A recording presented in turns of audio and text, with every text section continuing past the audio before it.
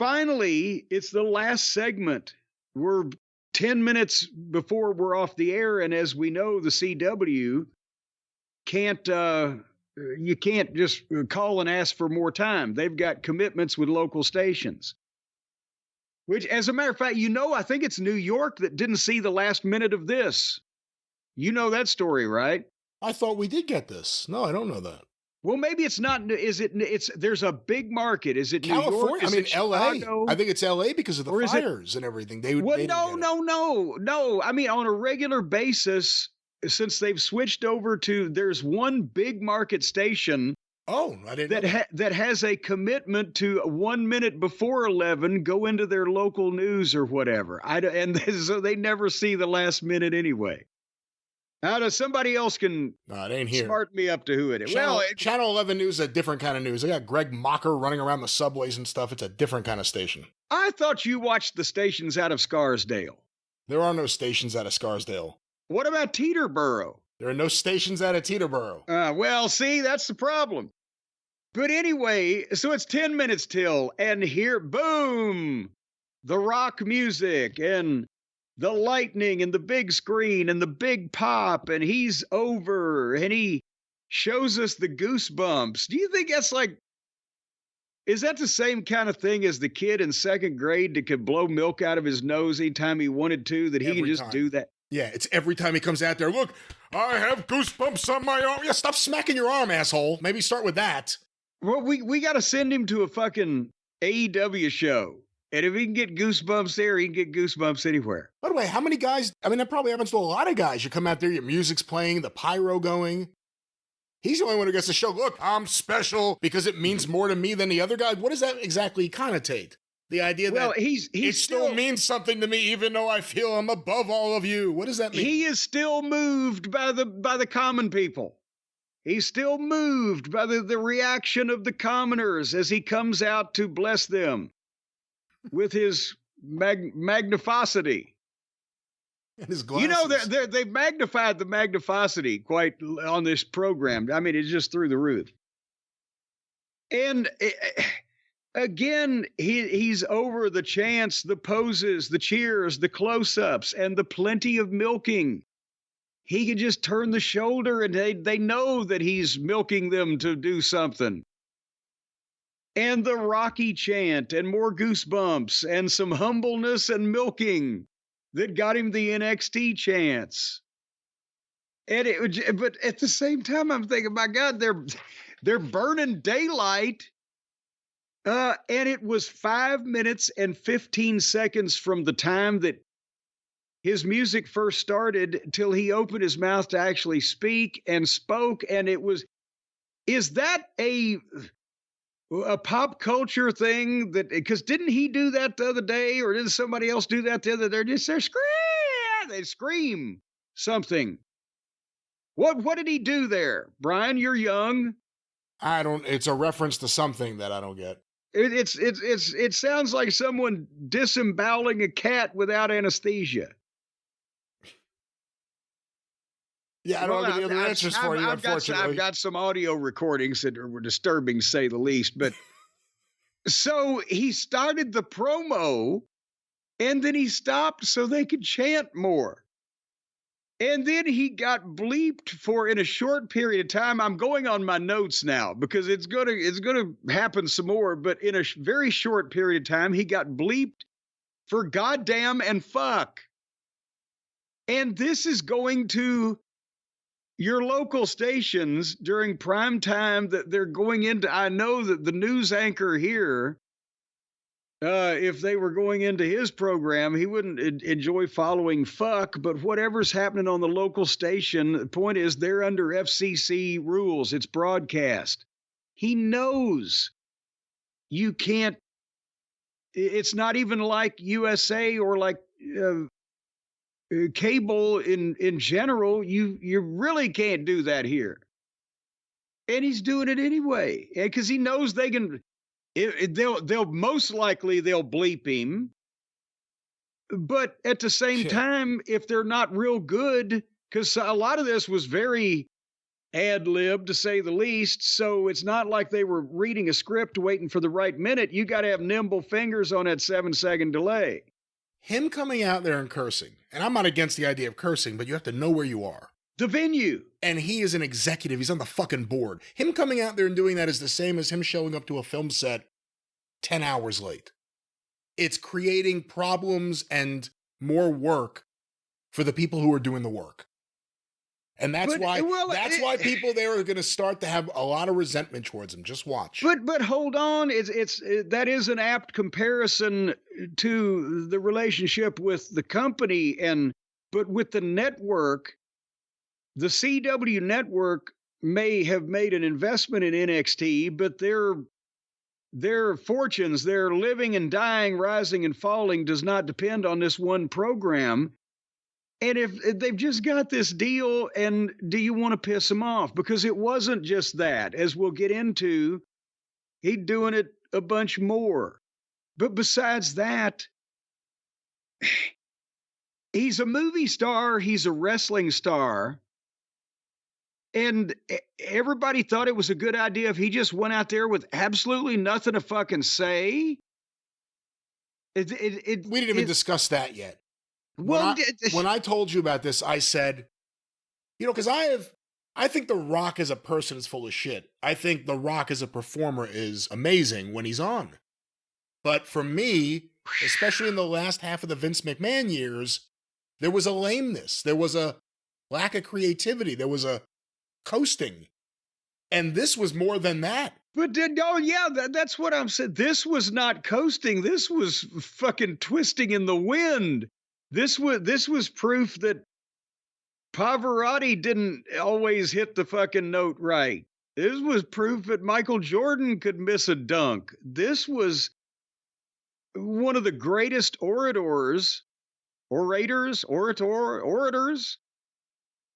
in the entire history of the business, going out there and not having anything goddamn ready to say. I don't know how else to, and potentially having been sipping on his tequila that he's got a financial interest in, or either that or he just didn't give a shit. Because again, the language, he did some things about last year. Everybody said, "Why are you so mean to Cody?" And a year later, I wanted to give props to Cody, and all the fans on the internet was like, "Fuck, now we're not getting this fucking match you yanked our cranks about for the past year." They said, "Don't be so nice to Cody." And he got bleeped again. And he said, "Oh, the final boss is thinking 20 steps ahead, so enjoy the ride the Rock is taking you on." And then he took us on a ride, all right. He didn't have anything else to fucking say. There was another goddamn. He'd already got earlier. He got a time cue that by the time that he had finished his massive entrance, he had 6 minutes and 33 seconds left. And then by the time he's done that business, he's, "Oh, we got 2 minutes? Well, fuck that. We'll go all night." And they believe, but again, I wrote, has he gotten lost? Is he tipsy? Does he not give a shit about the new deal with his network? And he actually said, "I asked to go to NXT a couple of weeks ago, but I didn't really know what to say. So I asked Ava, and Ava told him, 'You're going to feel the crowd.'" Well, he felt them up. He yanked their dicks and gave them nothing.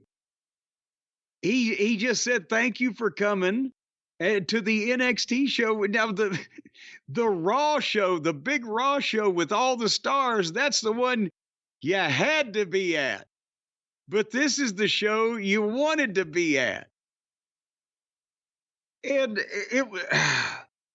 but hey, the guys and the girls in NXT could be WrestleMania main eventers too. And but anyway, it's easy to go to the place with all the stars. It's not easy to go. I swear he said this. It's easy to go to the place with all the stars. It's not easy to go to and the crowd started groaning. Yeah, because they think the NXT people are stars. Yeah, and that's what he said. And goddamn right they got stars here. But he was going to say, then come to the place with no stars. I don't know what, that was the only... It's the only thing he could have been saying there. That was the only thing he could have been setting up. Yeah. And he said, hey, Flex Cabana was a fucked up name. And he said fucked up. And then, so he was, and I'm sure they were giving him the, we've got to go. We cannot stay behind the camera. And he said, my job will take me away many times, but I will always come back home to you. If you smell the bullshit that's going on here. And it went, 1 million people were watching that because of him. And there was no, even if he didn't want to have a verbal exchange live in the ring with any of the NXT guys, couldn't they have arranged some type of interaction with some WWE talent to pay off the idea and involve an NXT guy peripherally, or just an interview in some way, putting the fucking product over of the television show he's on, or in some way being coherent and not trying to cuss every way. When was he known for just saying fuck all the time? Does he do a bunch of fuck movies or movies where you say fuck a lot? Like, is he working for Tarantino? Why is that? Is him and Potty Mouth, why is that known with The Rock now, that he's got to give it to him? Because I think he's high off his ass on his ego when it comes to WWE. It's the one thing where he still can't be touched.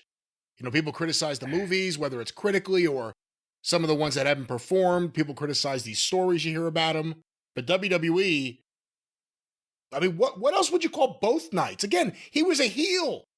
He left as a heel. And he came back and immediately hugged Cody. That's what I said on what the it was my show, goddammit, that we did a couple of days ago.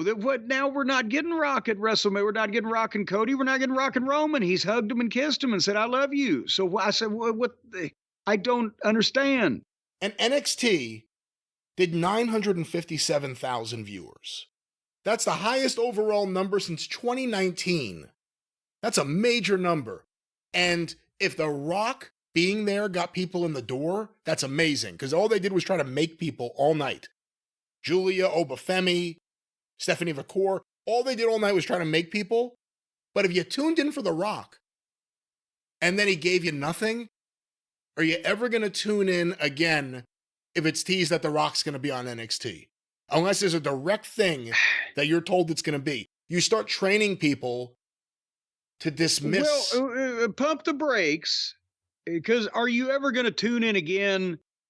Yeah, probably, because it's still something. But they got a few 100,000 more people than they usually get. That means they tuned in for something. But if they said, well, The Rock's going to be, but well, let's see if he's got something to say for himself this time. They might give him a second chance. They might not. It's not like a cut and dried, the curtain has fallen, but it doesn't help, and it's not productive. But also, again, The Rock is one of the greatest performers in the history of the business. So I'm trying to think from his perspective. If that was me, why am I out there? And I don't know what the fuck I'm going to talk about. And I'm cussing, and that's the difference. Well, I know you've shown that you could think on the fly. The Rock is coming out there with notes on his hands. Goddamn. Hey, there's people in speech therapy class could have fucking muddled through this better than. I'm not just trying to get put over here. I'm saying if I was putting myself in that position as a business before I went out there, I would want to, as a professional, I need one or two things to talk about. Why am I doing this appearance? What is the point we're trying to make with my presence here tonight? What are we promoting? What's further down the road? Give me some direction and we'll put something together that is me, but accomplishes this fucking purpose. That's just I can't believe that The Rock being a movie star and The Rock being a wrestling star and The Rock just, if he was being professional, would just go out there and feel the crowd and be all over the fucking place and not have dick to fucking really say that meant anything in a public appearance on television in front of 1 million people on broadcast and however many watch it on the YouTubes. That's what I'm trying to figure out, why that happened. And were they back there and did they know? He don't know what the fuck he's going to say. Well, we need him to say this, this, and this. If I was producing a television program and I knew The Rock was, if I had The Rock coming to OVW, like I did Steve Austin or The Undertaker or Mick Foley or blah, blah, blah, I always, in a very professional, friendly way, suggested to them, hey, can we talk about this and do this with this guy and blah, blah, blah, and how you want to do it. But there was a reason for them to be there. So this is just flabbergasting to me on all fucking fronts. I'll get off the soapbox now. If you were a fan of The Rock and you tuned in to see The Rock, would you be disappointed? Well, yes, it is a disappointment. I don't know that it's going to cause people to start putting together fucking threatening letters in the mail from magazine article words cut and pasted. No, I don't think it will. But I think if The Rock continues has appearances like this where nothing happens and nothing is said and you're teased that he's here, and then nothing happens. Yes. Yes, I admit it, counsel. Yes, it will be. It was disappointing and will lead to further disappointment if they're not appointing someone to point him in the right fucking direction. How come he hasn't gotten any jobs for any of Rocky Johnson's other kids? He has like dozens of brothers and sisters all over the place. Not one of them has got a job with WWE. There is not dozen. What was there, 7 confirmed? It's at least half dozen. Something around. Well, there was some dozen in the phrasing, but. So that was NXT, again, a big night, and if you were going to do a big night, The Rock obviously brought an audience, so a lot of people got to see whatever they were trying to do there, but I think it's 2 nights in a row, 2 appearances in a row, kind of disappointment for what you're getting, if you're getting anything. The first night was disappointing, but not unprofessional, because we said, well, why did he hug these people? Why is this all of They parted, Rock and Cody parted like fucking, Wyatt Earp and his nemesis in the Old West. I'll see you again one day. And then they do, and they hug and kiss and fucking drink tequila and do whatever the fuck. So that was a disappointment, but what Rock said and or did on camera didn't make you think he'd been drinking or was just spaced out and didn't give a shit about whether he was any good or not. So the second night was a whole different kettle of fish in that regard. This is 2 years in a row where The Rock hugged Cody and Cody had that look on his face like, this fucking guy. Yeah, what the fuck? This fucking guy. 2 Januaries in a row this has happened. It's like when Marlon Brando would hug him and kiss him on the cheek. Well, Jim, perhaps the issue. What is the issue, Brian? Perhaps the issue is The Rock's instincts at this moment. And perhaps if he quit it with the tequila and he moved to something like CBD, perhaps he would be in a better frame of mind. Perhaps all the injuries he has from lifting way too much weight with way too much synthetic muscle, perhaps all those injuries, the pain and the soreness, the aches and pains, no sores, perhaps that would start to diminish. Perhaps he'd be in a better frame of mind, be a healthy weight, and deliver meaningful promos if only he switched up to CB Distillery. Well, you could just wind that description up anytime, any place, Brian. And we've got it down. We know that he doesn't have sores currently, although we don't know what might happen in the future. But folks, if you're sore, and we're not talking about pissed off, we're just talking about sore, achy, from exercise or the burden of life today, or if you can't sleep because your mind is complicated with the burdens of life today, or you feel stressed during the day because of the burdens of living life in the world today, then that's what you need to do. You need to go to CB Distillery. We don't know what the Rock's issue is. He's farting through silk. He's got more money than Carter's got little liver pills. And he's a big-time movie star, and he obviously has a good sense of his own self-importance. So we need to worry about the little people out there. The ones that he sprays his piss bottle on. And you folks, and us folks, and we folks. We are the little people that get pissed on. That's why we need the CBD. That's what he calls the people he pisses on, the we people. The we people. Well, we, the people, want the CBD, and you can trust CB Distillery for their commitment to quality and to your satisfaction. They have over 2 million satisfied customers, and they offer a 100% money-back guarantee. Now, try to buy CBD behind a dumpster over on Main Street and see if it comes with a money-back guarantee. I think not. They have plant-based solutions to help with stress, mood, and focus, and pain after exercise. And plant-based solutions, Brian, they're going back to the olden days. Back in the olden days, the Native Americans who roamed the plains knew that if you grabbed some marigolds and some dandelions and just chewed them up and just ate them, either that or rolled them up and smoked them, well, it would make you feel better. And so now, there's not enough dandelions and daisies and magnolias and things like that to go around, so they've got to distill these things over there with the CBD. But it all comes from the earth, Brian, from the Native American soil. They had the answer till we poisoned them. Well, what Folks, do you say? What comes from the earth? The plant-based solutions. It all comes from the earth. That's where plants come from in my neck of the woods. Okay. Where do the plants grow? That's where they come from here too. Then what are you questioning me? You lost me around the bend. You lost me at the fork. Well, you need to bend over farther. That's why you need CBD, because of your bad back. And folks, we can save you 20%, so you can pay 20% less than you normally would to feel better than you normally do. Right now, go to CBDistillery.com and use the code JCE for 20% off any of their fine products and solutions. CBDistillery.com. The promo code is JCE, and you can feel as good as me and Brian. Or even better if you're younger and more physically fit and don't have as much pressure and stress and heaviness on you mentally, and you don't have all these other goddamn distractions and fucking stress, people calling you and goddamn things going on and beyond your control. You have to fucking deal with this guy and that guy and the other guy. Well, you'll feel even better than we do, because we feel pretty good and we got all that shit going on. Yeah, that's right. Yeah. CBDistillery.com, promo code JCE. Throw your stresses out the window.